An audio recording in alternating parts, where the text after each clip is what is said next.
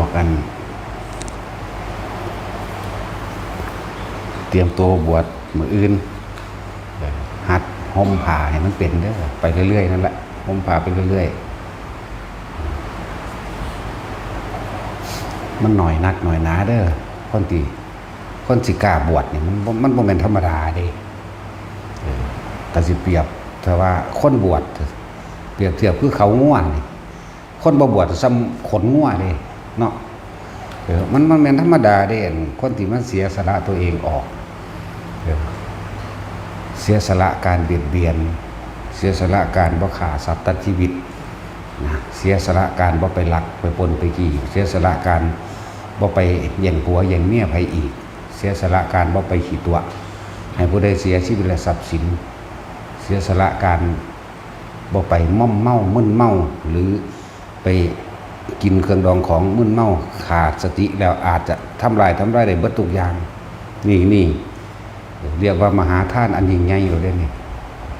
คือการรักษาศีลห้าเป็นเบื้องต้นนั่นแหละเป็นการเสียสละแล้วถ้ายังอยู่น้ำลูกน้ำเมียน้ำผัวอยู่นั่น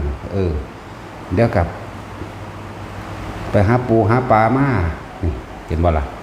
อยู่มากินขาเป็ดขาไก่ขาปูขาปลาแย่งชิงการงานอาชีพยังซึ่งกันและกันเด้มันเป็นของเฮ็ดง่ายๆคน70 ล้านในประเทศไทยเฮานี่บวชบ่พอล้านเด้เทียบเบิ่งดีๆเด้อบ่ได้พอล้านคนได้นักบวชแหละบ้านหนึ่งมันมีเท่าใดเอานี่สิว่าเฮาสิมาร่วมโตกันอยู่นี่มาแต่ละทุกสารทิศจะว่าบ้านใดเมืองใดจังหวัดใดเด้นี่มาร่วมกันอยู่นี่เนาะอะไรจังว่าบ่แม่นของง่ายเด้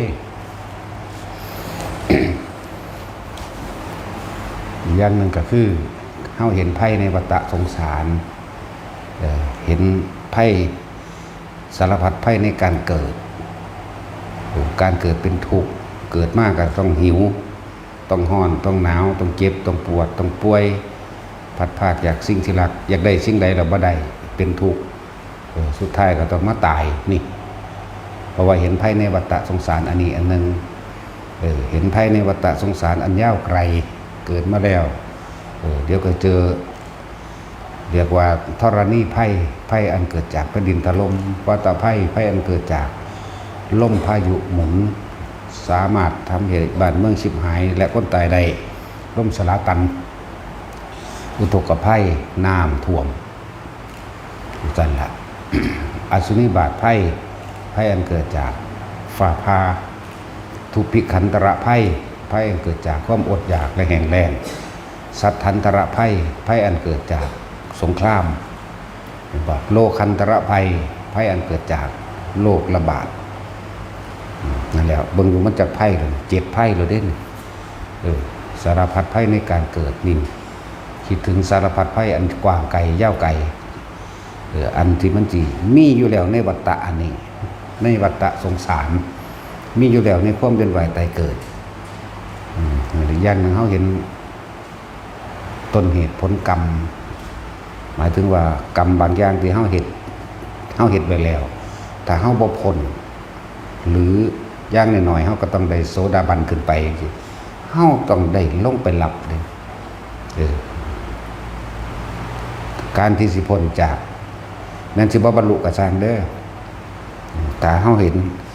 เฮาฮู้ว่าพุทธศาสนาเป็นหนทางให้พ้นออกจากผลกรรมใดหรือต้นเหตุผลกรรมใดหรือเป็นวิถีและแนวทางเพื่อให้พ้นจากการเวียนว่ายตายเกิดได้อย่างน้อยๆเฮาก็ถือเอาเฉพาะพระพุทธเจ้าคำว่าพระพุทธเจ้าคือเจ้าแห่งผู้รู้เจ้าแห่งความรู้ทั้งเบิดที่พระพุทธเจ้าองค์นั้นนำธรรมะคือความจริงออกมาแสดงที่พระองค์เขาเป็นคนพบคนเห็นแล้วมาแสดงแล้วเขาก็เดินตามนั้นถือเอาเฉพาะอริยสงฆ์หรือสงฆ์บุรุษ4 คู่มีโสดาสักปฏิมาโสดาปฏิผลจนถึงอรหันต์ถ้าเขามีคิดถึงเอาแค่เฉพาะพระพุทธพระธรรมพระสงฆ์บุคคลทั้งหลายแล้วใดโมนีที่บ่มีความคิดไปถึงสิ่งศักดิ์สิทธิ์อันอื่นอย่างเช่น เทพเทวดาอินพรหมทั้งหลายดลบันดาลมีต้นไม้มงคลมีสัตว์มงคลมีทิศเป็นมงคลมีวันมีเลิกเป็นมงคลนี่บ่มีในความคิดเลยแต่ถือเอาความจริงโดยธรรมมาเป็นเครื่องดำเนินชีวิตของเจ้าของความคิดยังกระสร้างจะคิดถึงเฉพาะพุทธธรรมสงฆ์เนี่ยบ่ได้เคยคิดว่าจะให้ผู้ใดผู้หนึ่งมาดลบันดาลความสุขให้บ่คิดว่าผู้ใดผู้หนึ่งมาดลบันดาลให้ผู้อื่นตายให้เฮาเวลาเฮาโมโหให้ผู้นั้นเครียดผู้นี้นะมันบ่ทันบรรลุหยังกระสร้างเด้อถ้าผู้ใดแค่ถือเอาพุทธธรรมสงฆ์เป็นที่ระลึกนึกถึงฟังดีๆบ่าเป็นที่ระลึกนึกถึงใส่จิตเจตนานึกถึงเนี่ยตัวกรรมมันเห็นบ่นี่การกระทำแห่งใจตัวนี้การกระทำแห่งจิตเจตนาตัวนี้ถึงเฉพาะพระรัตนตรัยอย่างเดียวมันก็บ่ของมันก็บ่เกี่ยวกับบ่ไปวนกับผีสางนางไม้เทวดาพญานาคหรือสัตว์ต่างๆที่เข้าใจว่าเป็นมงคลสัตว์ต่างๆสิเพราะว่าสิมันปกป้องข้อมเฮาได้นะเจตนาเป็นตัวกรรมจิตใจเฮาบ่ไปของไปวนบ่ไปคิดถึงโตพาเกิดพาตายคือตัวจิตอยากว่าล่ะทุกอย่างเกิดจากจิตแม้นสิไปเกิดบาดนี้คนที่คิดถึงเฉพาะพุทธธรรมสงฆ์มีมนุษย์และเทวดาเป็นทางไปเท่านั้นเองนั่นแล้วก็เท่านี้นี่มันก็เริ่มเป็นความเห็นอันถูกต้องตามความเป็นจริงล่ะความเห็นผิดก็คือเข้าใจว่ามีผู้ดลบันดาลมีผู้ล้างบาปมีพระเจ้ารับบาปแทนจังสิไงความจริงคือเฮาเฮ็ดสิ่งใดไว้ก็ฝังไว้ในความรู้สึกเฮาเองนี่แหละอยู่ในคิดอยู่ในจำของเฮาเองนี่แหละอยู่ในความทรงจำของเฮาเองมันบ่สูญหายไปไหนแต่เฮาเข้าใจความจริงตรงนี้ได้มันก็บ่มีปัญหานั่นแหละถือเอาเฉพาะพุทธธรรมสงฆ์นี่ ถ้าเฮาฝึกหัดปฏิบัติแล้วสงฆ์บัดนี้เลยกลายเป็นเจ้าของเองนี่เด้สงฆ์แหละเลยเป็นตนเป็นที่พึ่งแห่งตนได้บาดนี้เลยเป็นสงฆ์สงเคราะห์ตัวเองนั่นแหละถ้าผู้ใดเห็นตามความเป็นจริงอันนี้ได้เรียกว่าสัมมาทิฏฐิแปลว่าความเห็นตามความเป็นจริงได้แล้วพระนิพพานนั้นเป็นของบ่ไกลแล้วจังว่าทุกคนคิดเบิ่งสารพัดภัยในวัฏสงสารสารพัดภัยในความเวียนว่ายแต่เกิดในโลกอันนี้เฮาเฮ็ดสิ่งใดไว้ถ้าเฮาบ่พ้นนะได้รับทุกสัดส่วนเด้แม่นสิเป็นอสงไขยแล้วก็ได้รับเด้บ่แม่นแค่ว่ากลับแค่ว่ากันแค่ว่า100 ปีแสนปีเด้เป็นอสงไขยยังสิได้รับอยู่นั่นมันบ่ธรรมดาเด้อแนวมื้อนี้เฮาเคยคิดพอบ่เวลาไฟไหม้ป่ามาไหม้บ่แห้งก็สร้างเฮาคิดพอเพราะว่าหมดถือไฟไหม้ตายน้ำท่วมเหมือนกันเฮาคิดพอบ่น้ำที่ท่วมหมดตายคิดพอบ่ล้วนแล้วเกิดจากอกุศลกรรมที่ตัวเองเคยเฮ็ดไว้เบิดเกิดเป็นสัตว์ก็เป็นอาภัพเป็นว่าอาภัพ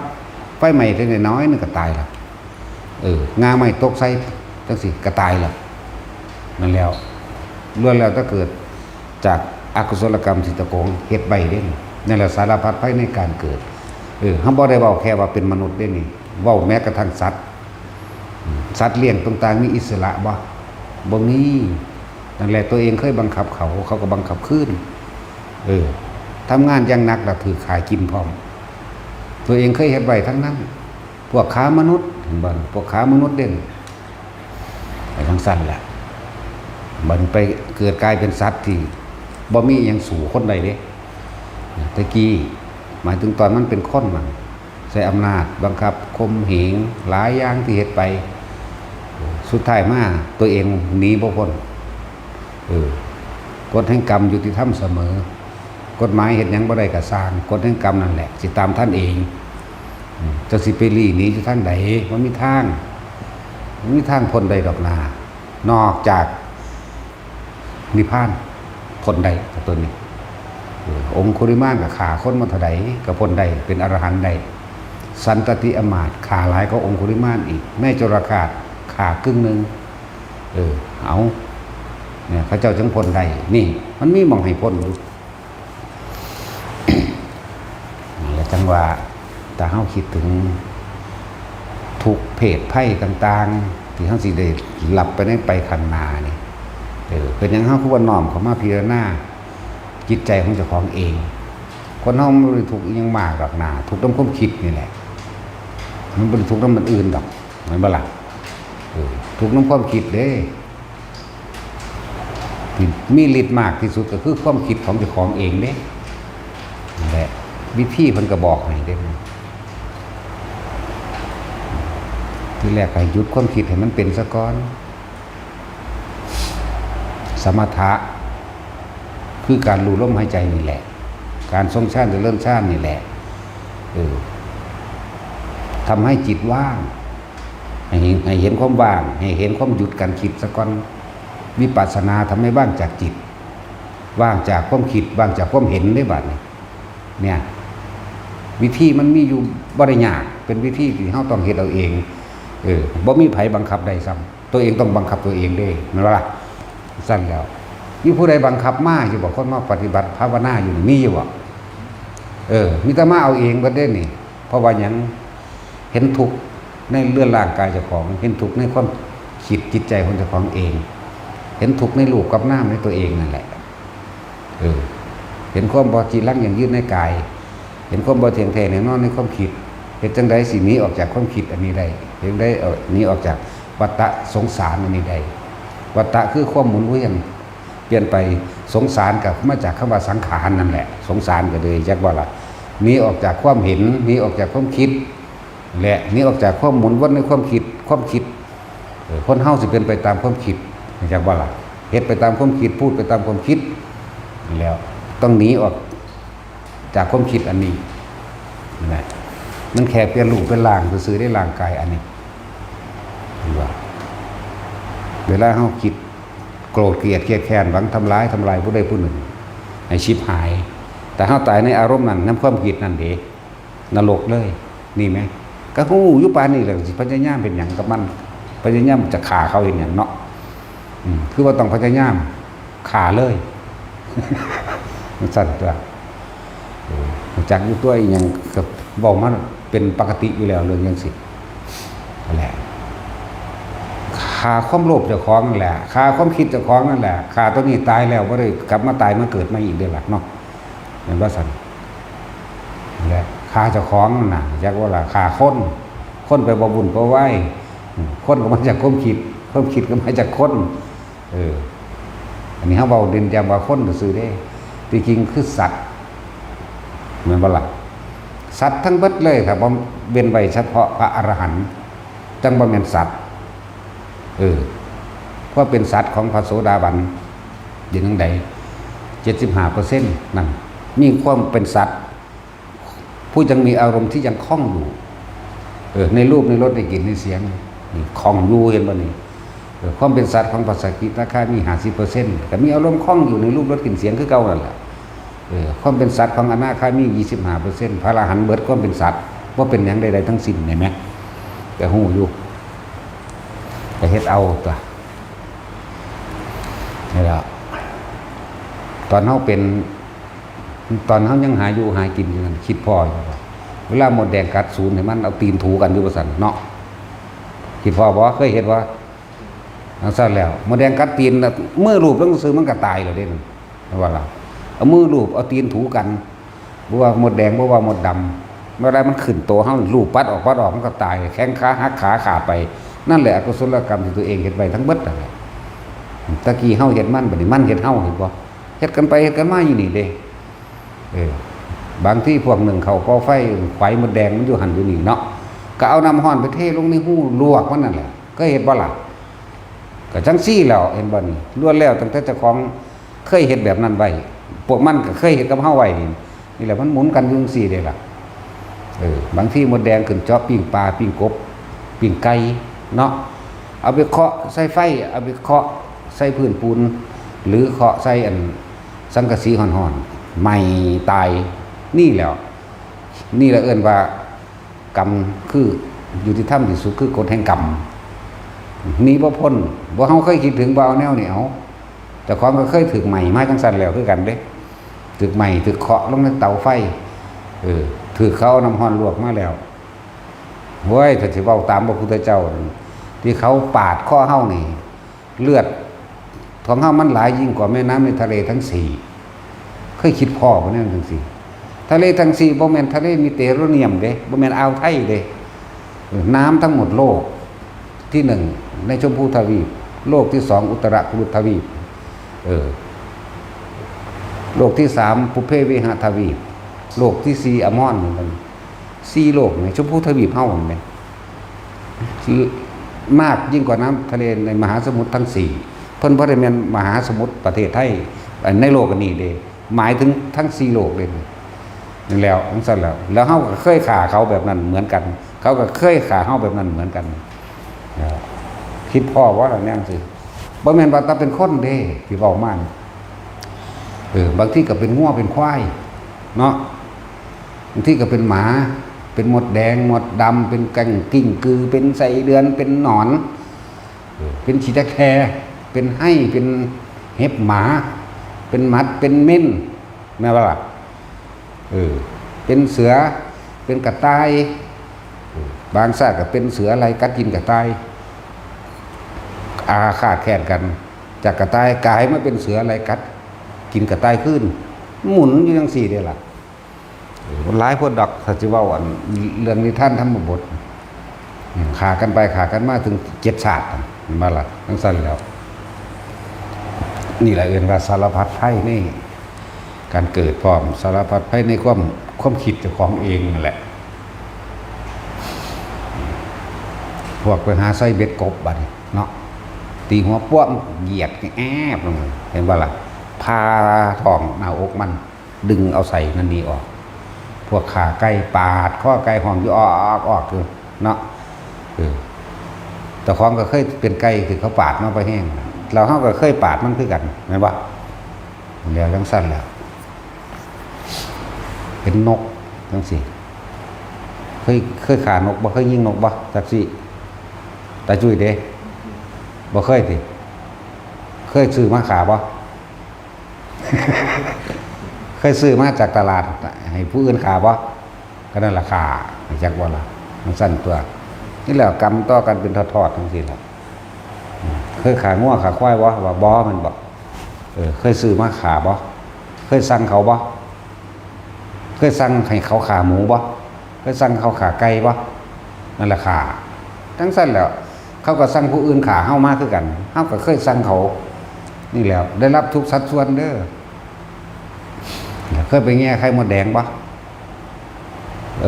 กระจังสั้นแหละเขาก็พังบ้านพังเฮือนเจ้าคือกันเพราะว่าเฮาไปพังเขาก็พังเฮาขึ้นมาสินี่เด้มันบ่ไปไหนเลยมันสั้นแล้วพวกผู้ยิ่งพวกสอนหวกว่านี่มันนับได้เวลาจักโตล่ะเกิดจังไดมันบ่มีกินเนาะแมวจังสั้นแล้วเขาก็บ่มีกินคือกันเขาก็กินเจ้าก็กินเขาขึ้นไปขึ้นมานี่หัวหอยต้อยหอยงุ้มหอยบัดนี้เนาะคิดว่ามันเจ็บอยู่บ่เดี๋ยวนี้คนคักๆเล่นหอยนั่นก็เลยต้อยก้นปอกอันเป็นน้ำยางขาวๆเลือดมันได้แล้วนะแม่นบ่ซั่นมันซั่นแล้วทั้งเที่ยอันขี้เข็บแม่งอดมันแล่นมาเฮาก็เฝ้าหาวิธีตีขามันโลดเนาะแม่นบ่ล่ะจักมันสิมันมาหากินเฮาก็ไปขามัน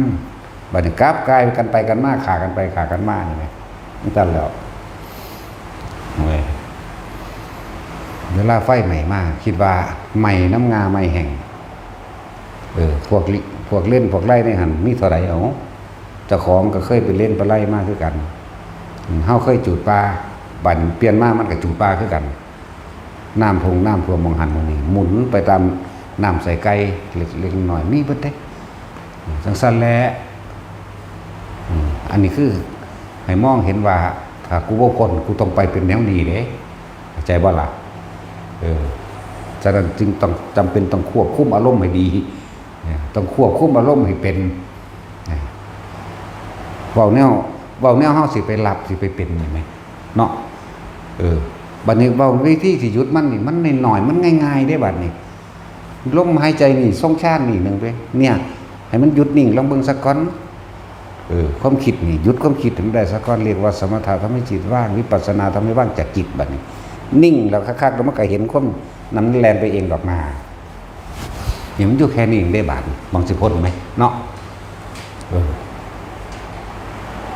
คนรวยๆมันก็บ่ได้เงินซื้อได้เด้นี่พาน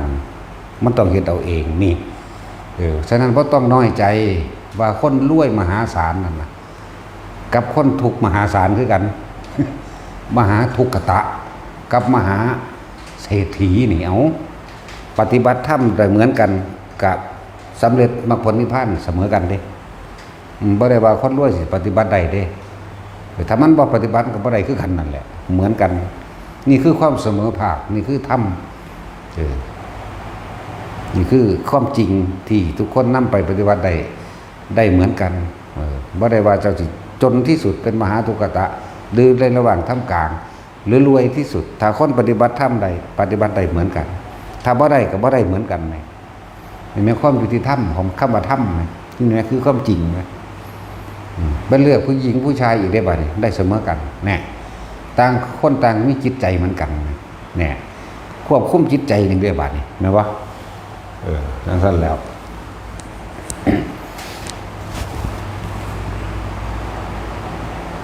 ศาสนาที่สอนให้พ้นได้โดยตนเองศาสนาเดียวเท่านั้นแหละมิตรพุทธศาสนาเท่านั้นแหละนอกนั้นมิตรความหวังว่าผู้อื่นสิมาซอยมันบ่ล่ะไผสิมาซอยไผได้เวลาปวดหัวปวดแขวมันคือบ่ให้ผู้อื่นซอยสั่นคือบ่ให้ผู้อื่นรองรับว่าให้หรือว่าป่วยจังซี่เนาะให้พระเจ้าป่วยแทนที่ล่ะนี่คือความจริงความเกิดทุกคนเป็นทุกข์เพราะว่าหิวเพราะว่าร้อนเพราะว่าหนาวเนาะทุกข์เพราะว่าเจ็บป่วยได้บัดนี้ปวดหัวปวดแขวมึงสิปฏิเสธว่าบ่ทุกข์บ่เนาะสิปฏิเสธได้อยู่ว่าบ่ทรมานนี่คือความจริงทุกชนชาติทุกศาสนาแต่ว่าอยู่ในถ้ำเดียวกันเด้เอามือจุ่มลงในน้ำห้อนก็ห้อนคือกันเลยล่ะหากว่าคนละเสียงซื่อหางคนก็โอ้ยหางคนก็จักแล้วแต่ผู้ใดสิอุทานขึ้นมาไหมแต่ความรู้สึกห้อนเหมือนกันนี่ไงเนาะบัดนี้บุคคลที่รักตายก็คิดถึงเหมือนกันหรือถึงผู้อื่นฆ่าก็มีความโมโหอาฆาตคือกันเด้ตั้งแต่แล้วบ่ได้เลือกศาสนาเด้ตัวนี้หมาก็ฮ้อนเด้เนาะหรือว่ามันบ่ฮ้อนหมามันก็ห้องเหงงคือกันนั่นแหละคนก็โอ้ยอีแม่มึงเอ้ยเนี่ยแล้วแต่ว่าสิอุทานออกมาเด้มันว่าจังซั่นล่ะนี่แหละคือธรรมคือความจริงนะอยากได้คือกันอยากมีความสุขคือกันเนาะบ่อยากเจ็บอยากใครจะป่วยเหมือนกันคนสัตว์ก็เหมือนกันแต่สิเว้าเรื่องสัตว์เสมอกันนั่นแหละหมากับคนก็เสมอกันนั่นแหละเอิ้นว่าสัตว์คือกันเด้เข้าใจว่าล่ะเวลาเขาด่าไอ้สัตว์นั่นน่ะเขาพูดจริงเด้แม่นว่าสัตว์ถ้าเฮาเป็นอรหันต์แล้วเขาจังพูดบ่กินเอาความจริงได้นี่สัตว์คือผู้ยึดติดและเกี่ยวข้องในอารมณ์ความรู้สึกในความพอใจมีความปรารถนาในความสุขอันเกิดจากรูปรสกลิ่นเสียงสัมผัสอารมณ์ความรู้สึกยินดีนี่สัตว์เทวดาอินพรหมก็สัตว์เบิดนั่นแหละนั่นบ่สัตว์เว้นไว้แต่พระอรหันต์ยังว่าอยู่ดังนั้นจะมีความเป็นสัตว์มากน้อยโอ้ยสิเว้าเป็นหยังดอกโสดาสกิทาคาก็ดีเนาะจักสิอธิบายอีหยังกับแนวจังซั่นถ้าสำนั่นล่ะนั่นแหละอย่าลืมเด้อผู้ใดเคยขาหมดไว้เอาน้ำฮ้อนลวกหมดแดงไว้เคาะหมดแดงน้ำปิ้งไก่น้ำปิ้งปลาทูปิ้งกบปิ้งเขียดปิ้งปลาเข็งใส่ไฟเขาก็สิเคาะเจ้าคืนคือกันนั่นแหละผู้ใดไปต้อยก้นหอยไว้ผู้ใดไปทุบหัวกบหัวเขียดหัวปลาไว้เขาก็สิทุบเจ้าคืนคือกันนั่นแหละเวียนกันไปเพี้ยนกันมาอยู่นี่แหละนั่นน่ะล่ะใช่แล้วไผเคยใส่เบ็ดใส่4 เดือนไว้ก็สิได้ไปสืบเขาใส่ขึ้นด้วยกันแล้วโหมันทั้งเป็นตะยานซั่นตอนเขาเป็นใส่เดือนเขาก็เกาะปากเขาสอดลงมาหน้าอกทิ่มลงไปในน้ำก็เสือดเป็นน้ำร้อนๆน้ำแสบๆปลาบักไงเป็นตะยานอย่างแล่นมาสวบ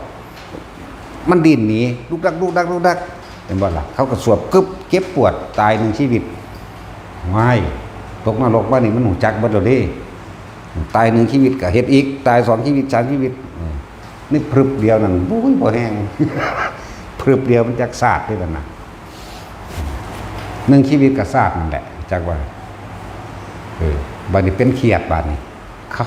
เขาเคยเกาะขาโตยมันเนาะ เกาะขาโตยมันให้มันยันให้มันดินจังซี่เขาก็เกาะเฮาลงไปทิ่มลงไปน้ำนั่นบ่แม่นน้ำธรรมดาน้ำแสบๆเนี่ยบอกมันแล้วก็ได้ความรู้สึกคือเก่าอยู่นี่น้ำแสบๆปลาก็เป็นตะย่านคั่นนึงแควบักใหญ่กากซากคือเลื่อยนี่2อันงับเข้าจังซี่มันก็ซากเฮาโลดเด้กินกลืนกึกแล้วก็เป็นขึ้นมาใหม่อีกโอ้ธรรมดาบ่มาแล้วเขาเคยเกาะปากเกาะคือกันบัดนี้เขาก็เกาะเพดานทั้งนี้ซอดออกทั้งอันตานี่ดิ้นอยู่ว่าสั่นตอนเฮาไปใส่ได้เวทถึงว่าโอ้เหียเฮาแข็งแรงฮู้อยู่บ่ว่าเขาเก็บหรือบ่เก็บเนาะว่าเหียเฮาแข็งแรงเป็นตะล่อปลามากินได้พุ่นนี่สิแล้วอันนี้ว่าเฮาเว้าเรื่องของเจ้าของเองนี่เรื่องเฮาไปเป็นมาแล้วได้นี่ตกนรกแบบนี้มาแล้วบัดนี้เฮาไปหาไต่ปลาก้านปลาไต่ปลาซ่อมซักมันธรรมดาบ่อยากให้ปลามันตายไงให้เอาเกลือใส่จักหน่อยในน้ำทนบ่ตายไงเขาก็เห็นกับเฮาแบบนั้นคือกันธรรมดาบ่ เคยต้มปลาเป็นๆโดยบ่ได้ขาบัดทีนึงปลาเข็งนะปลามันถึกขังไปหามือแล้วมันบ่ตายเอามันลงใส่กระทะไฟฟ้าเอาข้าวคั่วเอาผักหอมลงเอาอันนั้นอันนี้ลงมันหิวมันกินแจ๊บๆๆๆเป็นบ่ปิดฝาหม้อไว้เสียบปลั๊กจนว่าอายมันบัวออกไปเปิดเบิ่งว่ามันสุกเท่ากับถือเฮ็ดแบบนั้นคือกันเด้โอ้ยมันธรรมดาตอนนั้นต้มมันจะโตต้อง7โตนี่แหละเป็น7ชีวิตเด้พวกขังจนตายนี่คือกันบัดนี้เป็นคือแท่งหินดำๆนั่นแหละน้ำผุดขึ้นมาจากข้างล่างจังมาตั้งใดแล้วมันผุดขึ้นมาคอยไปแงนหน้าขึ้นน้ำสุดเข้าสู่ดังหายใจฟึบเข้าบาดเดียวเจ้าเขามังกระดานหน้าผากนั่นนี่หัวระเบิดตายจังซี่เนี่ยหลายชีวิตนับบ่ได้ อันนี้เว้าเรื่องประสบการณ์ตายมากเพราะอย่างเดียวประสบการณ์นรกสวรรค์บ่ค่อยได้ไปเลยเว้าบ่ได้ ส่วนมากไปตนรกนั่นแหละทุกคนเห็นไว้นั่นได้แบบนั้นเบิดถ้าพวกเจ้าบ่พ้นเด้อเสื้อกระสร้างบ่เสื้อกระสร้างมันก็เป็นสั่นคือเก่านั่นแหละบ่ได้เกี่ยวกับให้สิเสื้อบ่เสื้อแต่กิ่งกับมันก็เป็นของมันเองดอกนี่ดอกหลายอย่างที่พวกเฮาบ่รู้กันนะเฮาจังสิมางมง่ายสั่งผู้นั้นฮักผู้นี้อยู่วะเนาะความรักความอาลัยความปรารถนาหวังดีกับบุคคลอันเป็นที่รักบ่ว่าในความรักความผูกพันนั้นนะจะอยู่ในฐานะใดก็ตามล้วนแล้วแต่เป็นสาเหตุให้ความทุกข์และความเกิดด้วยกันทั้งนั้นความเกลียดความอาฆาตความแค้นหวังทำร้ายและทำลายให้ผู้อื่นให้ผู้ใดผู้หนึ่งที่เราเกลียดเสียชีวิตและทรัพย์สินล้วนแล้วแต่เป็นสาเหตุแห่งความทุกข์และความเกิดด้วยกันทั้งนั้นแม่นว่าเอาทั้งรักทั้งเกลียดเนี่ยเกิดด้วยกันทั้งหมดเด้อเป็นจังไดล่ะทั้งนั้นสิว่าเกิด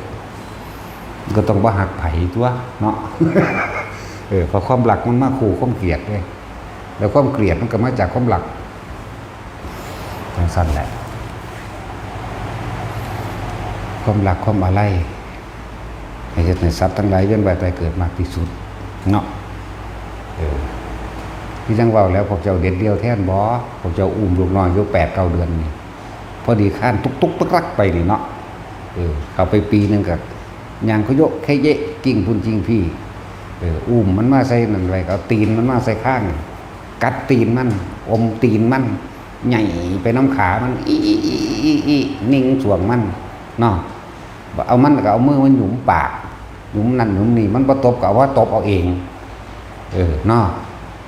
นิ่งสวงแต่มันหัวอีแอกเพิ่นก็หัวซื่อๆคือกันเด้พอดีรถทิพไปนิพพานมาปุ๊บพวกเจ้าสิทิ่มมันได้บ่ขนาดนั้นเด้มันบ่ได้แม่นจูงขึ้นไปเบิดครอบครัวเด้ ขนาดนั้นเด้จิตใจต้องโหดเหี้ยมอยากบ่ เด็ดเดียวนั่นแหละต้องโหดเหี้ยมเด็ดเดียวเด็ดขาดเด้คนพวกนี้จังสิไปได้ สิมาโอ้เอากันไปหันนั้นโอ้ยมันก็ไปเกิดต้องกันนั่นแหละ คิดเบื้องมองตะคองสิไปรับนี่ละเว้ยเนาะนี่ไหมสารพัดไพ่ในการเกิดไหมในไพ่ทั้งหลายที่ว่ามานี่ไหมเรียกว่าสารพัดไพ่ในการเกิดในอันอย่างละทุกพิขันตรภัยยังสิไหมนี่ไหมไพ่ต่างๆเกิดจากธรรมชาติแต่ธรรมชาติตะคองกับสร้างไว้เนาะ เป็นความจริงธรรมะคือความจริงชาติคือการเกิดมันจะบอกความจริงทั้งหลายตัวเองนะเป็นผู้ทำให้มันเกิดขึ้นธรรมชาติจึงบอกว่ามันมีกฎแห่งกรรมบ่ได้กฎแห่งกรรมโดยธรรมชาติบ่มีผู้ใดมาปรุงแต่งบ่มีผู้ใดมาแก้ให้ได้ตัวเองต้องเฮ็ดเองตัวเองเกิดเองต้องแก้เอาเองเด้สั้นแล้วความจริงก็คือผัวกับเมียเจ้าสิฮักกันปานใดเดี๋ยวนี้จับมือกลุ่มกันเป็นยังได้เจ้าอันนั้นอันนี้บ่บัดสิซักแต่ก็ซักดึกๆเขาตายคือเก่านั่นแหละเอาตายแทนกันได้บ่ล่ะบ่ได้นี่คือธรรมชาติความจริงเนาะนี่คือความจริงอันนี้บ่ได้นะเกิดมาตายคักๆเด้อไผก็เลยสัตว์มันก็บ่ได้มีศาสนาเด้มันก็เก็บไข้ได้ป่วยก็ตายคือกันล่ะเนาะแต่บ่แน่เด้ดีบ่ดีมันก็มีคือกันนั่นแหละสัตว์ก็มีคือกันเด้แต่เฮาบ่รู้นำมันซื่อนั่นแหละเฮาบ่รู้ภาษามันบ่เวลางัวควายหรือหมูโดดออกจากโรงฆ่าสัตว์แล่นเข้าวัดเด้นั่นแล้วจังซั่นล่ะยังแล่นเข้าวัดได้เพียงแต่ว่าอารมณ์ชั่ววูบบางอย่างของเขาที่ได้เกิดเป็นสัตว์แต่ว่าในสำนึกแต่มันมีจิตใต้สำนึกมันมีแล่นไปอยู่ในวัดกรรมเกี่ยวข้องกันก็ได้ไปไทยกันมาเนาะจังซั่นแล้วก็ไทยกันมาเลี้ยงไว้เดี๋ยวก็เจ้าบุญช่วยเจ้าบุญชุ่มนั่นว่าซั่นตั้งชื่อมันบุญเหลือบุญหลายก็ว่าไปทั้งสั้นแล้วนั่นแหละมันเป็นตะประมาทจังว่ามันเป็นตะไปคิดเรื่องอย่างอื่นๆหลายอย่างอยู่บอกเนาะแต่จุ้ยบวชรถหน้าเจ้าขับอยู่บ้านนี่ มีหนีจักรล้านโอ้ยสาเด็กหน่อยเกิดมาว่ามีหนีตั้ง4 ล้าน หาจังใดให้มันเป็นหนีเนาะแท็กซี่ก็คือกันหาเงินจังใดหามันเป็นหนี้ปานนั้นว่าหาเงิน เรียนจบก็สูงทำงานก็ดีบ่ได้ตากแดดบ่ได้แบกกระสอบปูนกระสอบหินคือหมู่เนาะเสือกเป็นหนี้จังซั่นแล้วหาแบบใดหาให้มันเป็นหนี้นะ โอ้แต่คอดก็เป็นหนี้หลายกว่านั้น 20-30 ล้านเด้ใกล้สิตายแล้วก็ยังหายมันเป็นหนี้อยู่นั่นก็เลยเอายังงงอยู่ดอกพวกนี้เป็นหนี้ซะมีนึงดอกถ้าซ้ำตาค้อนแต่ว่าสิเป็นหนี้ซ้ำกันก็บ่จัก หาไปหามาเป็นหนี้ทอกันตาค้อนเราบ่หลายปานใดดอกบาง20 กว่าล้านนี่แหละ พวกนี้ก็อายุทอตาค้อนแล้วก็ประมาณเดียวกันนั่นเด้อเบิ่งดู สิเบิดอยู่บ่นั่นแล้วสุยาคำใดก็ว่าได้บ่มีหนี้จักบาทคนบ่มีสมองพวกนี้มีสมองหลายพวก หาแต่หนีนั่นแหละเพราะว่าเฮาบ่ได้ฟังธรรมตะกี้เนาะแต่เฮาฟังตะกี้เฮาก็สิบ่ทะเยอทะยานปานนี้ดอกแต่เฮาได้ฟังธรรมเฮาเข้าใจหน้าก็มีกูก็เฮ็ดหน้าเฮ็ดเขาคือหมู่ชาวบ้านลงให้หลวงตาไว้แล้วขายถิ่นซะบ่ หน้าเป็น100 ไร่พุ่นเด้แน่แล้วบ่ได้เรียนหนังสือตั้งอ่านก็บ่ออกอ่านหนังสือบ่ออกก็เลี้ยงพวกนี้ได้ไหมพวกนี้จบปริญญาได้เป็นเจ้าเป็นนายเบิดเอาโลดแต่ว่าเสือกหาเงินเป็นหนี้ เป็นหนี้พุ่นละ3-4 ล้านมึงดูโอ้ยเงิดหลายมันสั่นแล้วผู้ไว้แล้วบ่ได้มีหนี้เด้บัดนี้ก็เฮ็ดหน้านี่เด้แล้วก็หาไส้เบ็ดเลี้ยงกันเนาะ หาปูหาปลาเด้มาเลี้ยงกันเลยแหม่ทั้งตอนเดียวถ้าเฮาได้ยินฟังธรรมเอา การงานก็ทำสนุกสุขสบายกว่าหมู่สบายหน้าก็มีกูก็เฮ็ดหน้าเอาก็ได้ก็ใส่ว่าหากินซ้ำตายหน้าไผก็ดีแน่แล้วก็สิมีเวลาบ่ได้ทะเยอทะยานแล่นหาเงินใส่หนี้ปานใดเด้อันนี้ต้องทำโอต้องดิ้นรนต้องติดต่อเนาะต้องหลายอย่างเด้แต่คนมันรู้จักคำว่าธรรมะอย่างว่านี่แหละแต่รู้จักเราเฮ็ดให้เฮ็ดหน้าเฮ็ดพักเฮ็ดสวนไปหอดยามเงินเดือนได้มันก็ได้เก็บเบิดนั่นแหละเพราะว่าอย่างหน้ากูก็มีสวนกูก็มีหาใส่เบ็ดใส่กลางกินไปน้ำให้น้ำหน้าก็ได้เนาะซ้ำนั่นมึงได้ล่ะมันสิไปกินในภัตตาคารสุก็กินแค่อิ่มนั่นแหละไปก็เลยดีบ่อิ่มซ้ำมันแท่งจังได้หน่อยแต่ว่ามันเอาหน้าตาไว้ก่อนจากบ่ล่ะมันจะเป็นผู้มีเกียรตินั่นแล้วมันเกินบ่ล่ะนั่นแล้วต้องสั่นแล้วทะเยอทะยานเกินไปคือว่าน่ะว่าความบ่รู้ถ้าได้ฟังธรรมะแบบนี้ลองเบิ่งแม่ก็แค่หากินซ้ำตายเว้ยก็สิยังกระดอดแหละเนาะ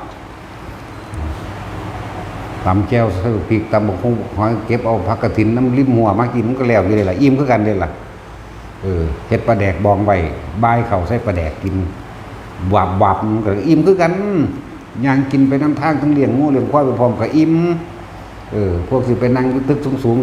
ๆสุกก็กินอิ่มคือกันเฮาย่างกินไปน้ำทางก็อิ่มคือกันนั่นแหละเนาะกินข้าวบ่ายม่วงหน่อยม่วงแก้วนี่ก็อิ่มคือกันเฮ็ดเป็นโบกมันด้านในมันออกเอาเข้ายัดลงนั้นขิงไปขิงมาเนาะตัดสินต้องรุ่นนี้ได้กินรุ่นอื่นๆบ่ค่อยบ่ได้กินดอกรุ่นแต่ต้องสั่นแล้วหอดำมีปลาขอนไปหาปลาขอนน่าจะของพอได้กินดอกหลายอย่างอยู่ดอกที่พวกเฮามันทะเยอทะยานเกินโต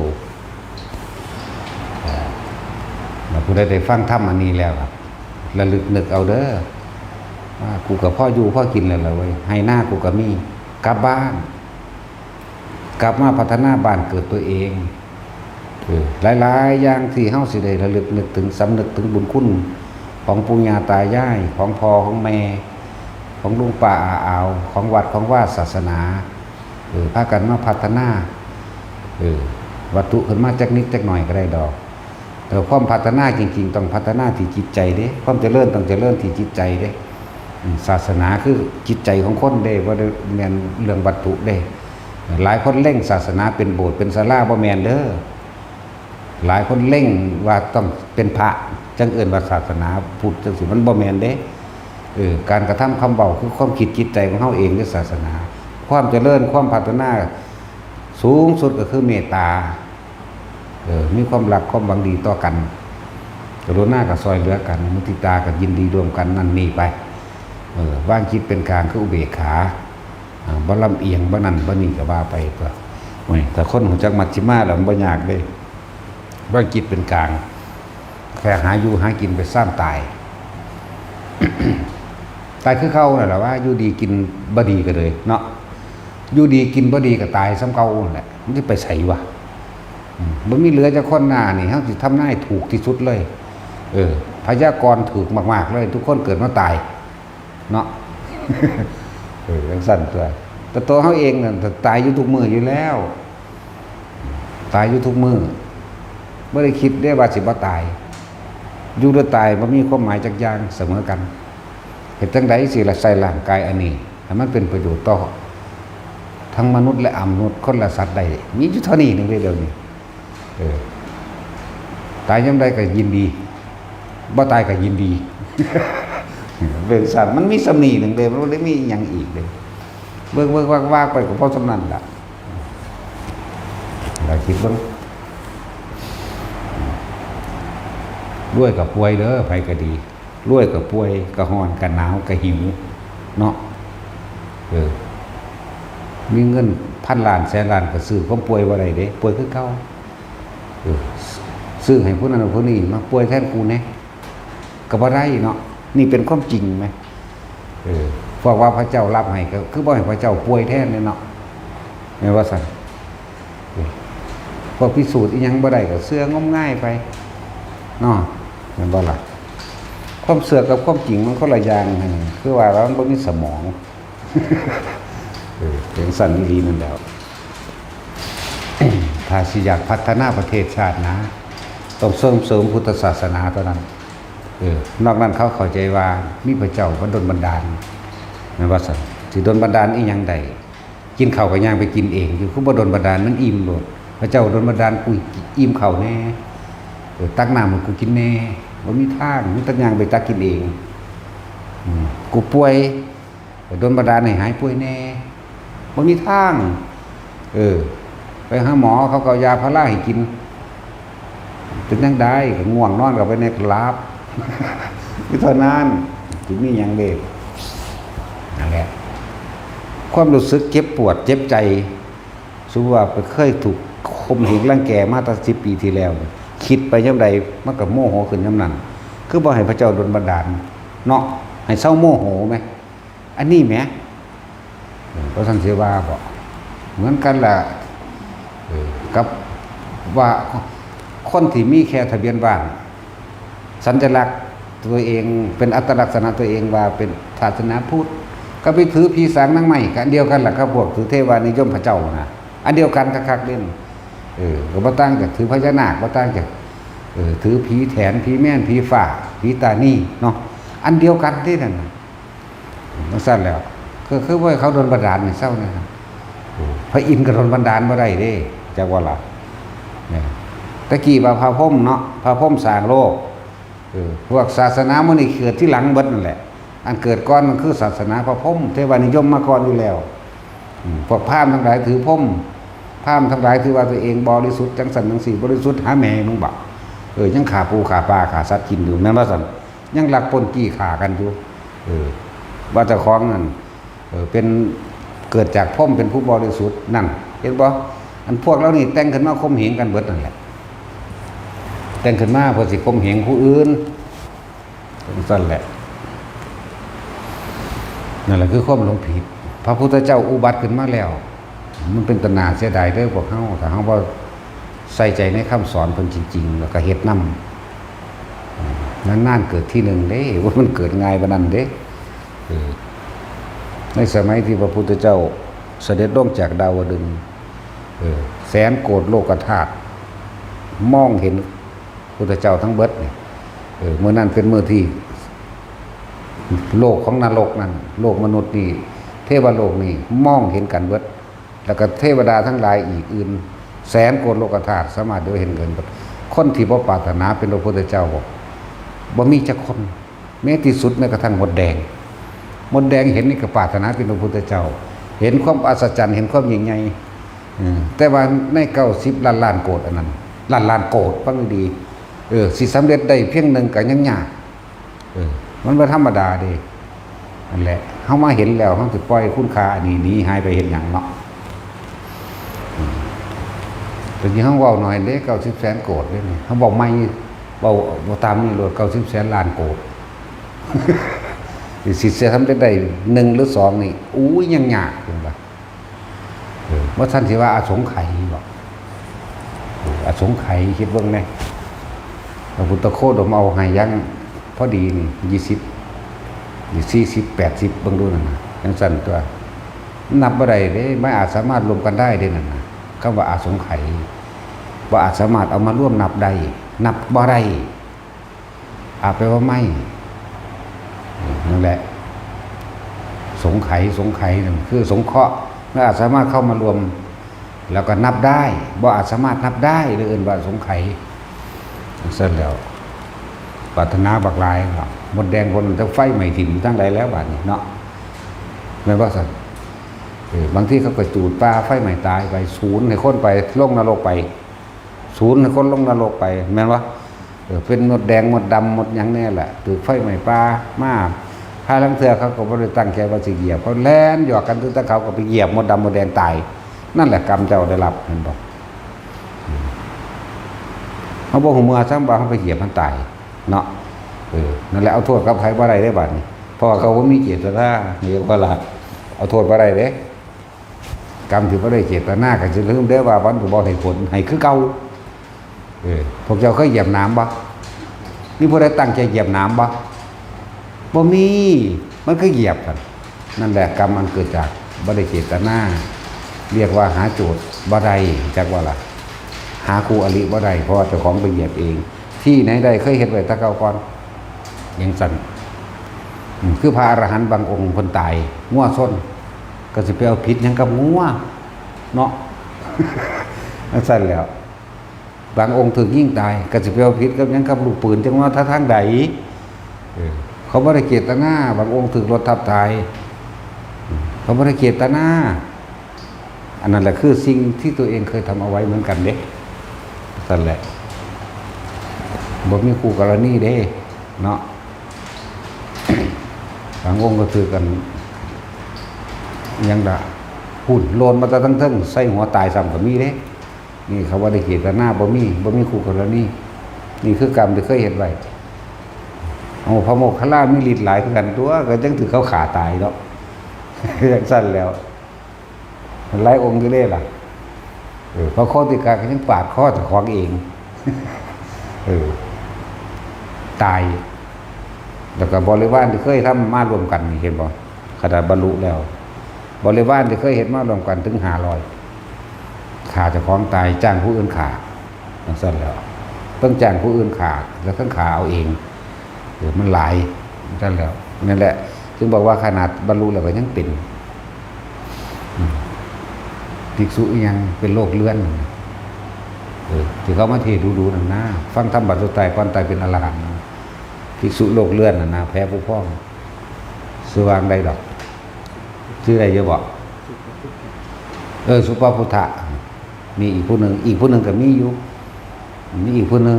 เป็นโรคเป็นตุ่มใหญ่ๆนั่นนะสุปพุทธะเป็นโรคเลื่อนฟังธรรมจากพระพุทธเจ้าแล้วมีความเห็นตรงตามความจริงเข้าสู่ลมหายใจบรรลุอรหันต์เข้าใจบ่นี่เพิ่นแสดงอริยสัจสี่เลยเพิ่นแสดงปฏิจจสมุปบาทเลยเด้ฟังแล้วก็มีความเห็นตรงปึ๊บบ่มีแนวขอขัดแย้งปั๊บเข้าสู่ลมหายใจสุดท้ายไปในลมหายใจเป็นอรหันต์ง่ายๆเนาะก็มันง่ายมันสิยากเฮ็ดหยังโดนนี่พวกเจ้าก็เฮ็ดเอาของตัวเนาะมันเฮ็ดง่ายๆนึงแหมจังซั่นแล้ว สุปพุทธะอันนั้นอีกองค์นึงอีหยังเนาะโอ้ยมันหลายอยู่ดอกพวกฟังธรรมก่อนตายแล้วบรรลุอรหันต์อีพ่อใหญ่สุโธทนะหมู่นี่ก็แม่นเบิดตัวฆ่าคนบักหลายตัวนี่พวกสักกยะทิฏฐิหรือแค้นสักกยะนี่จักว่านี่ฮู้จักบ่สักกยะแปลว่าหยังผู้มีมานะทิฏฐิสูงหรือสักกยะนั่นน่ะผู้บ่ยอมให้ไผผู้บ่ลงไผผู้เข้าใจว่าตัวเองยิ่งใหญ่เด่นคำว่าสักกยะนั่นสักกยะคักทิฏฐิคักๆนี่แล้วนั่นแล้วพุทธเจ้าลดมานะทิฏฐิลดสักกยะทิฏฐิที่ตัวเองออกมานี่เพิ่นเฮ็ดให้เบิ่งเพิ่นก็สากเมืองเลยซื้อเมืองมาน่ะพวกสักกยะนี่พวกเจ้าคิดเจ้าแค้นพวกมีมานะทิฏฐิเด้ทั้งซั่นแล้วมันฆ่าคนหลายเด้นั่นน่ะพระเจ้าทุโททนะก็เลยเขาไปหาลบเอาเนาะเลยเข้าใจว่าตัวเองยิ่งใหญ่กูบ่ลงไผว่ะย่านพระเจ้าพระเศียรคือเก่าแหละ เป็นเมืองขึ้นของเขาแต่ยังมีความเย่อหยิ่งจองหองอยู่เด้นั่นแล้วว่าท่านสิบาบ่คำว่าสักกยะกรุงกบิลพัสล้วนแต่มีแต่คนที่มีอัตตาตัวตนแข็งกล้าเลื่อนสักกยะผู้มีทิฏฐิอันแข็งกล้านั่นแล้วแต่อันนี้เว้าถึงพระยาสุโธทนะบัดสุดท้ายก็ตายในลมหายใจเด้เนาะบรรลุอรหันต์เด้นั่นแซ่แล้วคำว่ากษัตริย์นี่แปลว่านักรบนักฆ่าเด้อย่าคิดว่าอย่างอื่นเด้ ต้นเหตุของกษัตริย์นั่นแต่เว้าแล้วพูดเว้าไล่มาตั้งแต่สมัยอาคันสูตรการก่อตั้งบ้านเมืองแปลงเมืองขึ้นมาพุ่นเด้กษัตริย์จังขึ้นมาใส่ตั้งแต่ต้นกับพุ่นเด้บ่หันหาก็มาใส่เดี๋ยวนี้เฮาเห็นกษัตริย์ของเฮาซุมื้อนี่เพิ่นก็ลบกับความทุกข์ยากลบกับความจนลบกับโลกให้ประชาชนเด้บ่ลบด้านนึงก็ลบด้านนึงเด้บ่ลบด้วยดาบก็ลบด้วยเศรษฐกิจลบด้วยความคิดสติและปัญญาลบด้วยปรารถนาพัฒนาประเทศให้คนอยู่ดีกินดีเด้บ่ลบด้านนึงก็ลบด้านนึงเด้กษัตริย์นั่นแหละกษัตริยะเว้าตามตรงโตมันนักฆ่าเด้ ขาความจนกับแม้นจากว่าล่ะขาค้นกับขานั่นสั่นแล้วแปลได้หลายยุคมันว่าแม่นหาแต่มีหลากทรัพย์หรือต้นทรัพย์มานี่เด้กษัตริย์มันว่าแต่ต้นกับจากว่าล่ะต้นกับพัทรกับนี่มันมากก่อนพระกกุสันโธผมเด่นพูดเบาย้อนหลังไปอีกมันก็ได้ตัวคำว่ากษัตริย์จึงมีเริ่มต้นมานั่น พวกพมลงมาเกิดพมโพธิสัตว์จึงมาพากันเหตุนี่เลยพากันลบเอาใดกันใดนี้เลื่อนผู้นี้ว่ากษัตริย์แปลว่าผู้แบ่งปันกับว่าแปลว่านักรบกับว่าต่อสู้กับว่าเด้กษัตริย์นั่นนะเขาแต่งตั้งให้เป็นคนยุติธรรมกับว่านั่นแหละที่เราไปยังหลักว่าเขาสมีหนึ่งเพราะอะไรก็ไปย้ำกันที่น้ำบาดน้ำกันด้วยเขาเป็นบ่ให้เห็นไพ่ในความเชื่อถ้าเฮาสิได้เวียนไปถ้าเฮายังคิดแล้วก็เกิดอารมณ์ใดเฮายังต้องเวียนไว้ไปเกิดจากวันนี้ความคิดที่บ่มีอารมณ์แต่ว่าต้องมีตัวรู้สึกตัวหรือตัวรู้บ่เกิดแต่ความคิดมีอารมณ์ไม่รู้คือหลงเกิดเรายังสั้นแล้วตัวสำนวนโวหารนั้นคือเขาบอกอะไรสมถะทำให้จิตว่างเนาะวิปัสสนาทำให้ว่างจากจิตเข้าใจว่านี่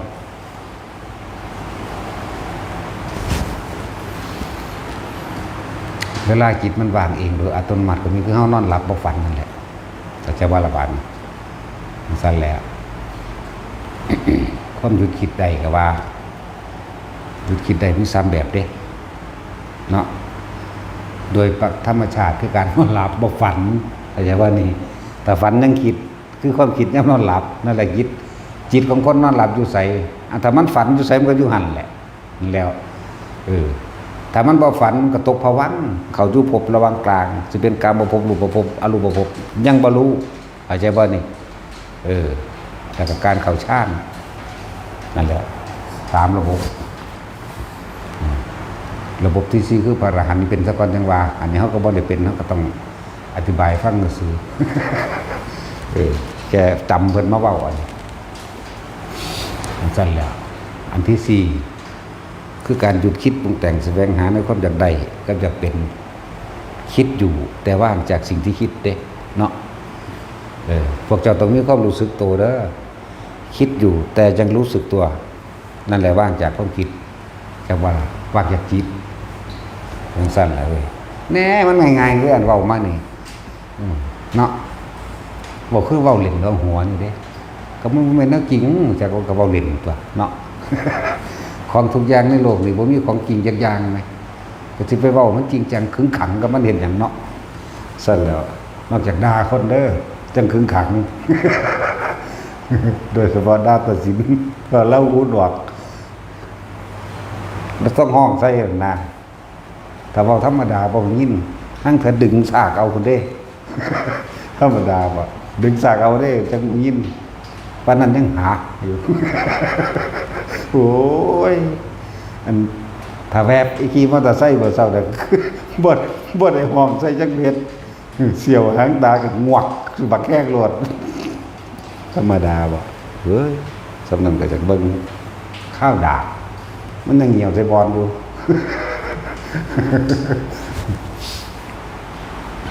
นั่นแหละวิธีง่ายแล้วเด้อไผก็ดีอยู่กับลมหายใจอยู่กับอุณหภูมิอยู่ในความรู้สึกที่ตรงกลางระหว่างหน้าผากนิ่มๆนวลๆบางคนขึ้นหัวก็อยู่หัวบอก2จุดอันตัวกลาง3กับหน้าอกก็อยู่หน้าอกแล้วเฮ็ดอยู่จังซั่นแหละมันบ่มีลมแต่ว่ามันนวงขึ้นเลยก็อยู่กับมันอยู่กับนวงรู้สึกตัวกับนวงอยู่กลางคิ้วกลางหน้าผากหรือบนหัวก็แล้วแต่ได้ทั้งนั้นเท่านี้เฮ็ดอยู่เท่านี้เมื่อมันตั้งมั่นมันมีกำลังของมันเองมันนั่งเห็นดอกบาดนี่คำว่าปัญญาเห็นตามความเป็นจริงแม้ความคิดนี่ก็บ่เที่ยงแม้ความคิดนี่ก็บ่จีรังยั่งยืนแม้ความคิดนี่ก็เกิดดับคิดเรื่องผู้นั้นเดี๋ยวไปคิดเรื่องผู้นี้เกิดกับผู้นี้แล้วดับกับผู้นั้นแล้วเกิดกับผู้นี้ดับกับผู้นั้นเอาไปมามันก็ทันมันตัวมึงคิดไปโลดกูบ่ไปกับมึงก็แล้วกันนั่นตัว นั่นแล้ว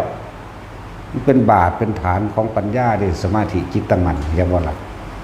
ปัญญาก็คือรู้แจ้งเห็นจริงตามความเป็นจริงเป็นวิปัสสนาก็ว่าไปสื่อมันก็สื่อคือฮ้อนนั่นแหละหมาเอาขาน้ำฮ้อนลวกมันแม่มันบ่เหงโดดเนาะคนได้โอ๊ยฮ้อนแม่มึงแหะเนาะ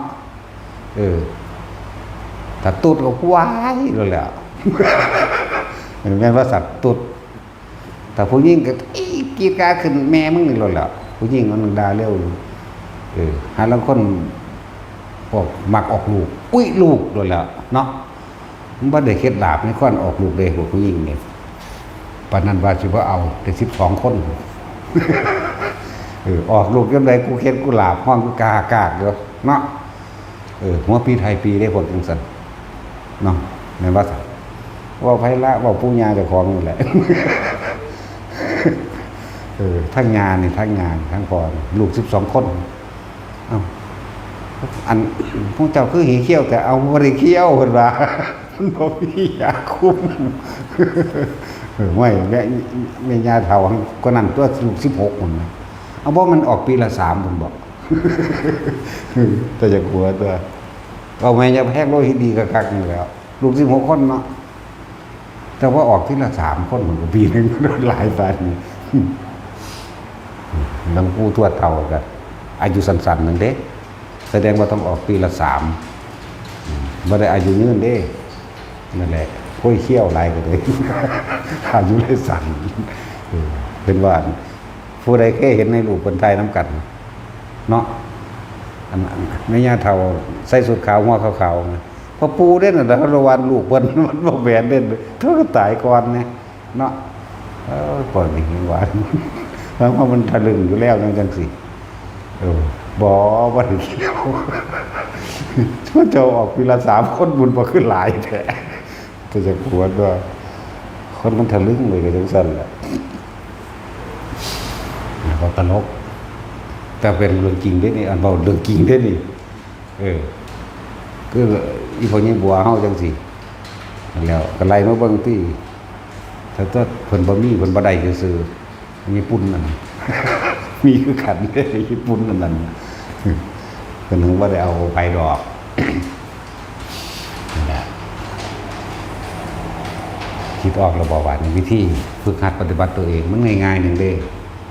พยายามนึกถึงลมเข้าออกถ้าผู้เป็นแล้วก็มันบ่ได้นึกถึงหอดลมคือมันบ่นึกถึงหยังเลยความรู้สึกสิเกิดเลยนี่คือมันว่างแล้วเด้ต่อมาความคิดสิพุทธขึ้นเองดอกว่านี่อันนั้นอันนี้พุทธแต่ว่าเขาจะไหลไปน้ำมันเท่านั้นเองอย่านำไปคิดน้ำมันปล่อยมันคิดแต่ความรู้สึกตัวอยู่ดีนี่แหละวิธีมั้ยโอ้ยสอนอยู่ซุมื้อผู้ใดมากก็ฝึกด้านเก่าได้ให้ฝึกอันใหม่บ่เป็นผู้ใดมากนั่นแหละก็ให้ได้ตัวนี้ก็ไปได้ตัวนี้ก็ไปเป็นเครื่องอยู่ได้แต่อานิสงส์ของมันก็มีต่างมากมายเนาะโรคภัยไข้เจ็บนะพวกโรคไมเกรนนะอาทิตย์นึงเท่านั้นหายแต่เฮ็ดเป็นแล้วนั่นแต่เฮ็ดเก่งแล้วจังหานาทีทั้งดีแล้วเฮ็ดแค่ครั้งละ5 นาทีอย่างต่อเนื่อง 3-4 มื้อเท่านั้นหายโลดนี่อันรู้สึกงงๆอยู่นี่กับลมได้หามื้อหายบ่ต้อง7 มื้อดอกแค่ให้เฮ็ดมื้อละ5 นาทีมันบ่ตายดอกสำนั้นเนาะปัดนั่งกันเว้าพื้นกันแหมบ่วิมันคือยังฮอดบ่เก็บหลังเก็บเอวเนาะจ๊อแจ๊ดจะเป็นหยังนั่นแหละโรคภัยไข้เจ็บก็หายโรคกรรมต่างๆอันเป็นหรือเจ้ากรรมนายเวรก็ได้ส่วนบุญอันเกิดจากการภาวนาหรือญาติต่างๆญาติสนิทมิตรสหายต่างๆอันเกิดจากการมื้อนี้เขาก็ได้แล้วก็มีกำลังเขาก็ซอยเฮาเองโดยที่เฮาบ่ต้องไปเอิ้นบ่ได้เรียกร้องเด้มาเองเป็นเองดอกแนวมื้อนี้เวลาฉุกเฉินเกิดขึ้นปึ๊บจังซี่เกิดความเคยชินแล้วมันจะดับทุกขเวทนาให้เองดอกแต่ว่าถึงขาดตายแท้ๆมันก็สิเกิดกลายเป็นคือองค์ชาตินั่นแหละสิรักษาเฮาเองปิติหรือว่าผลแห่งสมาบัติรักษาเฮาเองเป็นตัวหุ่มเฮาไว้เองดอกแต่ถึงขาดตายไปเลยบ่เก็บนั่นแล้วมันเป็นตัวเฮ็ดเอาคือหยังเด้ ตายไปเลยบ่เก็บคนหลายคนจะได้เบาบ่ย่านตายย่านแต่เจ็บเนาะ บ่ย่านตายย่านแต่เจ็บก็ฝึกเอาตัวถ้าย่านเจ็บก็ฝึกเอาตัวนั่นแหละคนป่วยเด้อพวกเจ้าเฮ็ดหยังบ่ได้แล้วฟังธรรมผู้เฝ้าคนป่วยก็เอาธรรมะอันนี่แหละไปเปิดองค์ใดก็ได้เอาไปเปิดเถอะเอาไปเปิดให้เขาเจ้าเข้าใจความเกิดเป็นทุกข์แบบนี้ที่เขาเจ้าอธิบายไปนั่นแหละแล้วคัดเลือกเอาเด้บ่แม่นเราไปเปิดประเภทว่าอธิษฐานเอาเด้อเลยอย่าไปเปิดได้แนวนั้นน่ะมันจะไปเกิดเป็นงู มันจะไปเกิดเป็นนั่นเป็นนี่อยู่แล้ว เปิดเทศที่มันเข้าใจง่ายๆแบบนี้โลดโอ้มันแม่นความเพิ่นเนาะความเพิ่นความเห็นมันก็ตรงได้เมื่อมีความเห็นตรงตามเป็นจริงได้มันก็มีเครื่องอยู่ได้ตัวบัดนี้สุดท้ายแล้วเฮาก็หากินซ้ำตายเนาะนี่หามามากมายเพียงใดเงินทองมีมากมายเพียงใดก็บ่อาจสามารถซื้อความเจ็บไข้ได้ป่วยได้เนาะบ่สามารถซื้อบุคคลที่รักที่มันพัดภาคบ่ได้บ่อาจสามารถซื้ออดีตและเวลาขึ้นมาได้เนาะนี่ไล่ไปที่สุดท้ายแล้วมันก็ตายมาเสมอกันนี่จนก็ตายรวยก็ตายเบิดเนี่ยมันไปเฮ็ดหยังบ่ได้แล้วมันก็คิดตรงได้ตัวมันคำว่าคิดตรงคือตรงจากที่เฮาเทศนี่ตรงกันความจริงนี่ตรงกันความจริงแล้วมันก็ดิ้นมันก็จิตใจมันก็เศร้าดิ้นรนกัดแกว่งเรื่องหาผู้นั้นหาผู้นี้ห่วงนั้นห่วงนี้ก็เศร้าหั่นตัวเมื่อมันเศร้าอยู่มันก็นิ่งเมื่อมันนิ่งแล้วมันก็เป็นการส่งสร้างเจริญสร้างไปเองตัวบัดนี้นั่นแหละ ตอนทำความตายเนี่ยได้อรหันต์ก็มีได้อนาคาก็มีเด้อเป็นแต่เอาไปฟังเป็นแต่เอาไปฟังบ่แม่นว่าบาดสิตายกูยังฟังดอกเด้อมันบ่แม่นเด้อมันบ่ได้บอกเจ้าเด้อเฮาฟังไว้แต่เดี๋ยวนี้เฮ็ดไปแต่เดี๋ยวนี้ฝึกไปแต่เดี๋ยวนี้สิบ่ดีกว่าบ่เนาะให้มันชินแต่เดี๋ยวนี้ก็เฮ็ดจังได๋มันก็หนีตายบ่ได้ดอกนาเห็นบ่นั่นเขาตายล้วนแล้วแต่กรรมที่ตัวเองเฮ็ดไปเบิดนั่นแหละพวกนั้นจักว่าล่ะตึกถล่มแผ่นดินถล่มนั่นน่ะพวกเกี่ยวกับน้ำคลื่นสึนามิตายจังซี่ก็พวกไปเฮ็ดสัตว์ทั้งหลายจมน้ำตายเฮ็ดคนตายจมน้ำตายเฮ็ดสัตว์ตายได้มันเคยรวมสมรู้ร่วมคิดซึ่งกันและกันโดยจิตเจตนามันก็ไปตายร่วมกันเป็นกองๆมันพวกเคยไปหาต่อสู้สงครามก็สงครามกันคือบ่ล่ะอยู่ซั่นล่ะคือยูเครนคือรัสเซียคืออีหยังแน่ล่ะประเทศทั้งพุ่นล่ะ บ่ชื่อซื่อมันฮามาดฮาเมดอีหยังนั่นน่ะนั่นแล้วจังซั่นแล้วพวกนี้บ่มีผู้ใดฆ่าก็ตายบัดนี้เนี่ยประมาณนี้เนาะถ้าดินถล่มเอาเองได้ล่ะซั่นแล้วเวลากรรมมันให้ผลบ่ตายนำกันพวกนึงก็มาตายอยู่ในประเทศอันนี้เนาะเขาร่วมกันเบิดนั่นแหละแล้วสุดท้ายก็ตายรวยก็ตายจนก็ตายมันบอกโลกนี้ขาดศีลธรรมขาดความเข้าใจอย่างต้องแท้แห่งความจริงของชีวิตขาดธรรมนี่เองต่อสู่กันสงครามในประเทศเห็นแบบแผ่นดินมันแยกให้เบิ่งปันกันซะที่มันแยกให้เรานั่นเนาะจังบ่ได้สู่กันปันกันซะสู่มันแยกให้แล้วนั่นตายผู้นึงเอาฟังนี่ผู้นึงเอาฟังนี่เศร้าสู่กันบ่มีผู้ใดฆ่าก็ตายเห็นบ่เลือกคำว่าหนุ่มสาวบ่เลือกคำว่าเด็กน้อยบ่เลือกคำว่าเฒ่าแก่บ่เลือกเลยเด้ความตายนี่ก็เกิดมาตายเนาะจังซั่นแล้วแต่ว่าก่อนที่สิตายนี่นะมันสำคัญพวกเจ้าว่างเป็นหรือยังมันจังซั่นแล้วเฮ็ดให้มันเป็นเฮ็ดมันได้ตัวโลกสอนให้จำธรรมสอนให้ลืมเด้อว่างให้มันเป็นโลกสอนให้จำจดจำจิตเกิดเวียนว่ายในวัฏสงสารแต่ว่าธรรมสอนให้ลืมบ่ต้องไปคิดถึงหยังว่างจากสิ่งที่มีอยู่นั่นแหละเฮ็ดไปเถอะ บ่มีผู้ใดฆ่าก็ยังตายเด็กน้อยๆบ่ทันได้เกิดอยู่ในท้องก็ตายเนาะคนท้องก็ตายเด้ คนบ่ท้องก็ตายบ่เลือกหนุ่มสาวหยังก็สร้างเถอะเรียนสูงก็ตายเนาะ เลี้ยนต่ำก็ตายบ่ได้เลี้ยนเลยก็ตายทั้งสั้นแล้วบ่มีไผฆ่าก็ตายบ่บาดฆ่ากันเองอยู่แท้ๆเนี่ยเอาจักฝ่าย2ฝ่าย3ฝ่ายเนาะมันนั่นตายหลายธรรมชาติได้ข่าวเองเห็นว่าตายแม่งบักหลายๆทีเดียวโลดมันบ่2-3 พันไปแล้วบ่พูดแล้วทั้งสั้นแล้ววันนี้พวกตายลักษณะนั้นลงไปทรมานต่อเด้พุ่นเด้ยากนักหนาเด้คนสิไปทรงชาติในลักษณะนั้นมีแต่ย่านตายกับมีแต่จักรอดเด้นั่นน่ะบ่ได้คิดถึงความตายเด้ถ้าเฮาจึงว่าฝึกตายก่อนตายเอาไว้นี่ถ้ามันตายจากความเป็นตายจากความอยากได้อยากดีอย่างนี้อยากเป็นนั่นเองตายจากความเป็นเริ่มว่าฝึกตายก่อนตายอย่าอยากเป็นมันสั้นแล้วถ้ามันตึกถล่มบรึบมานึกถึงความตายปุ๊บกูบ่เกิดอีกแล้วนี่ฟึบกับลมหายใจรวดเนาะบ่เกิดอันทั้งสั้นนะแต่มันได้ฝึกไว้บ่ล่ะเบิ่งแล้วมันบ่มีผู้ใดฝึกได้นั่นน่ะขนาดหมู่พระสงฆ์องค์แก้วก็คือกันพ่อมีอยู่พ่อสิระลึกนึกถึงบทสวดมนต์อันนั้นอันนี้อยู่พ่อได้ไปสวรรค์อยู่ดอกเน่าเหม็นคับอยู่ในหั่นแล้วอันสั้นแล้วคือว่าบ่ไปขาไผไผ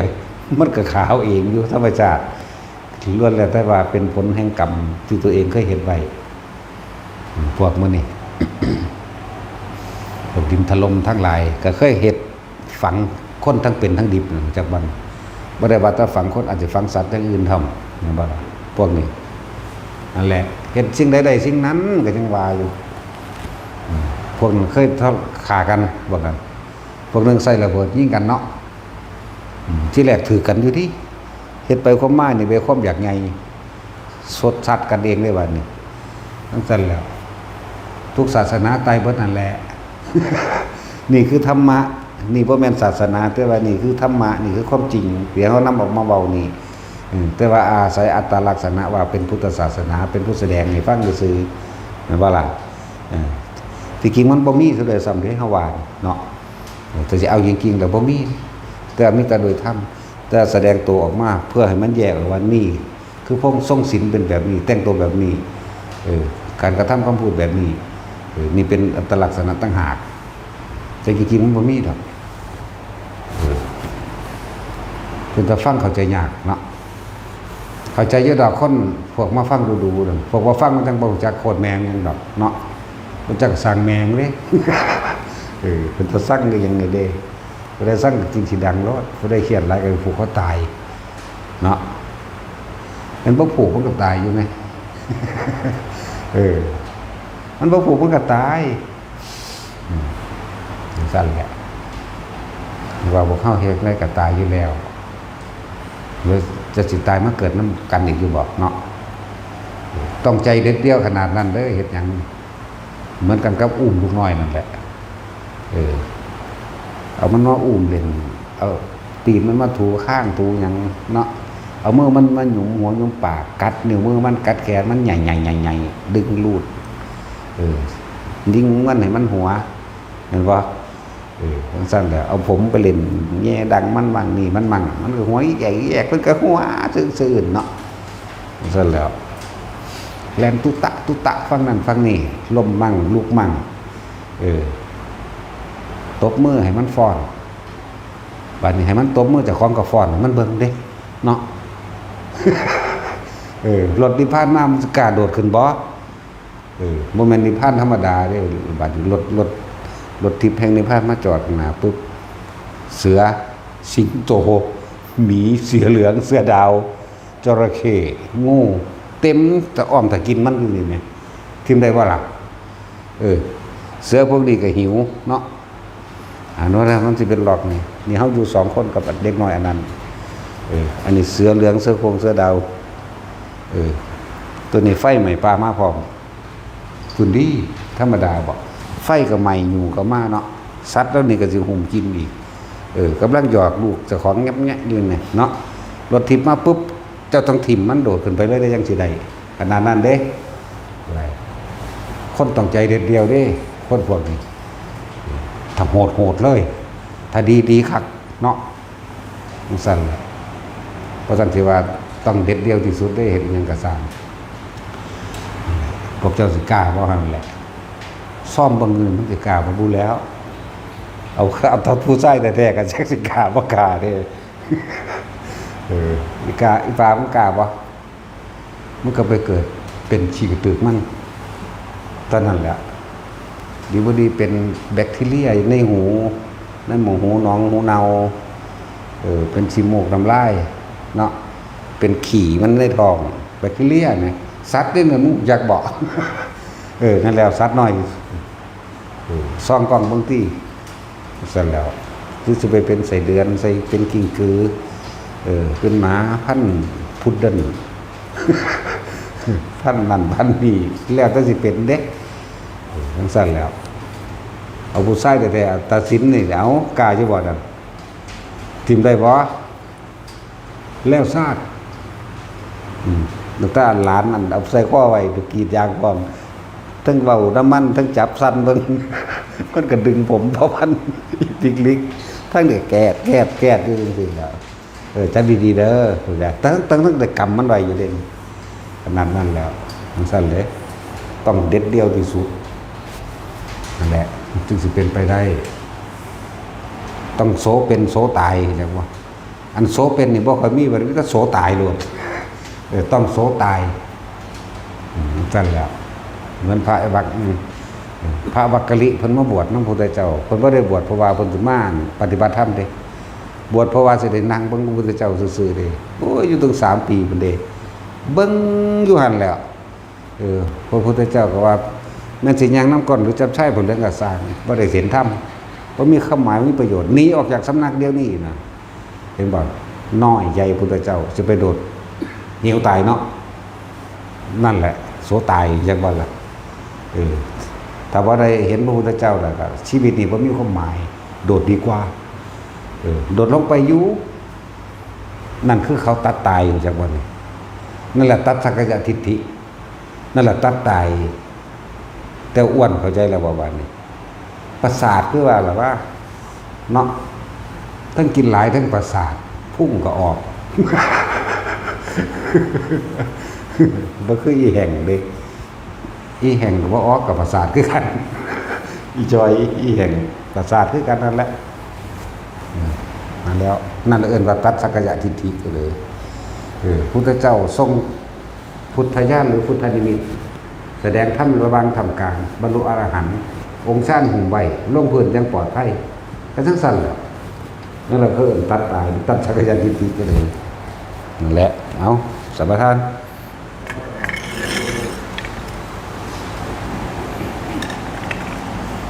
นะโม